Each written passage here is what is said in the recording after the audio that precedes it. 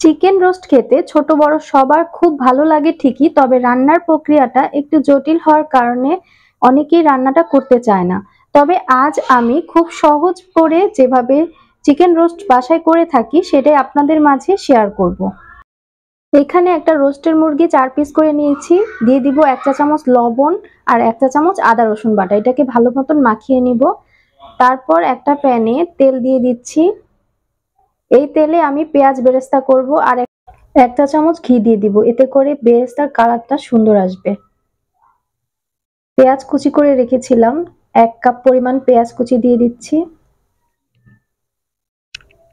পেঁয়াজগুলোকে হালকা বাদামি করে মিডিয়াম আঁচে ভেজে নিতে হবে। প্রথমে হাই হিটে রাখবো, তারপর চুলার আঁচটা মিডিয়াম করে দিব। পেঁয়াজগুলো যখন হালকা কালার হয়ে আসবে তখনই চুলাটা নিভিয়ে দিতে হবে, না হলে পুড়ে যাওয়ার সম্ভাবনা থাকে। বেরেস্তাগুলোকে আমি একটা বাটিতে উঠিয়ে রাখবো।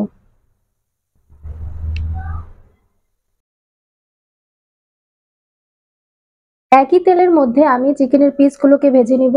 চুলার আঁচটা মিডিয়ামে রেখে মুরগিগুলোকে ভাজতে হবে। খেয়াল রাখতে হবে যাতে পুড়ে না যায়। এক পাশ হয়ে গেলে আরেক পাশ আমি উল্টিয়ে নিচ্ছি।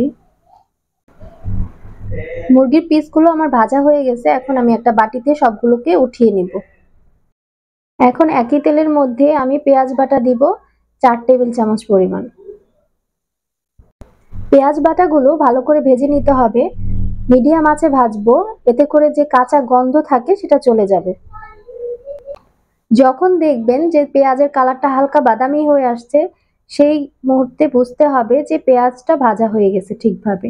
এখন দিয়ে দিলাম 1 টেবিল চামচ আদা রসুন বাটা, 1 চা চামচ কাজু বাদাম বাটা দিয়ে আর 1 মিনিট আমি ভেজে নেব।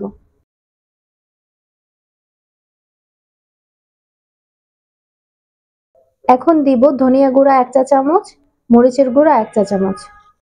এখন দিব টক দই। টক দইটা আপনারা চাইলে বাসায় বানাতে পারেন। আমি 3 টেবিল চামচ গুঁড়ো দুধের সাথে ভিনেগার এবং পানি মিক্সড করে টক দইটা বানিয়ে নিয়েছি।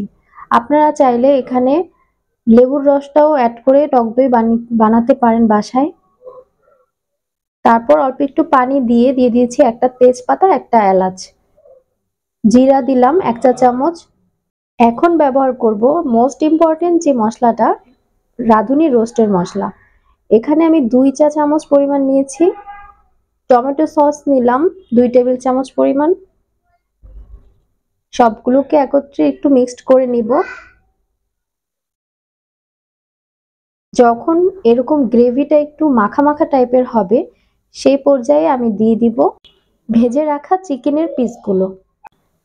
সবগুলো মুরগির পিস দেওয়া হয়ে গেলে আমি এখন যে পেঁয়াজ বেরেস্তা করে রেখেছিলাম, বেরেস্তাগুলোকে হাত দিয়ে ভেঙে এভাবে গুঁড়ো করে দিয়ে দিব। তারপর দিব আস্ত 3টা কাঁচামরিচ, এতে করে ফ্লেভারটা আরো বেশি সুন্দর আসবে। এখন চুলার আঁচটা মিডিয়ামে রেখে মশলার সাথে মুরগির পিসগুলোকে ভালোভাবে কষিয়ে নিতে হবে 5 মিনিটের মতো। খেয়াল রাখতে হবে যাতে করে মশলা নিচে লেগে না যায়।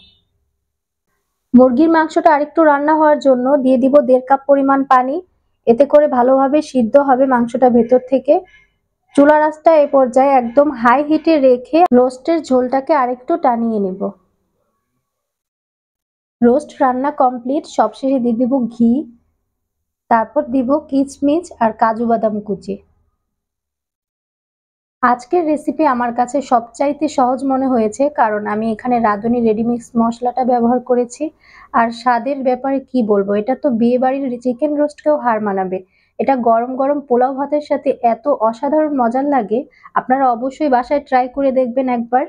সবাই ভালো থাকবেন, আল্লাহ হাফেজ।